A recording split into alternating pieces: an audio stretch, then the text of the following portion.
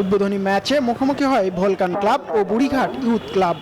রাঙামাটিতে শুরু হয়েছে Regent T20 cricket tournament. Rangamati মারি স্টেডিয়ামে জেলা উপজেলার 18টি দল নিয়ে চলবে এই টুর্নামেন্টটি। সংশ্লিষ্টরা বলছেন, পাহাড়ের যুব সমাজে জাতিগত সম্প্রীতি ত্বরান্বিত করতে খেলাধুলায় গুরুত্বপূর্ণ ভূমিকা রাখবে এমন ধরনের আয়োজন। পাহাড়ের বুকে রাঙামাটি মারি ক্রিকেট স্টেডিয়াম।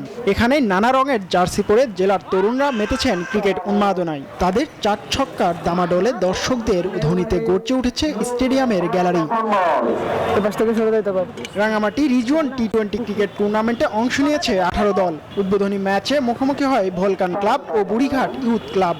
22 তারিখ পর্যন্ত, আগামী 22 তারিখ সমাপনী অনুষ্ঠানের মাধ্যমে আমাদের এই টুর্নামেন্ট সমাপ্ত হবে।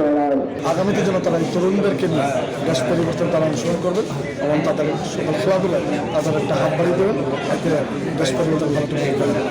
পাহাড়ের যুব সমাজে জাতিগত সম্প্রীতি ত্বরান্বিত করতে খেলাধুলা গুরুত্বপূর্ণ ভূমিকা রাখবে।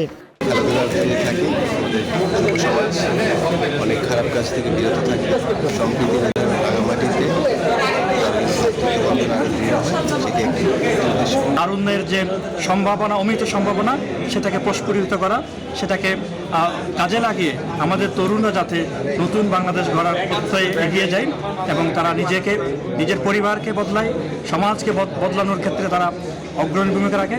উন্নত মানের অনুশীলন মাঠ ও প্রশিক্ষণ পেলে শুধু জেলা ভিত্তিক নয়, আন্তর্জাতিক অঙ্গনেও অবদান রাখতে পারবে পাহাড়ের তরুণ খেলোয়াড়রা, এমনটাই মনে করছেন সংশ্লিষ্টরা। Desk report, news 24।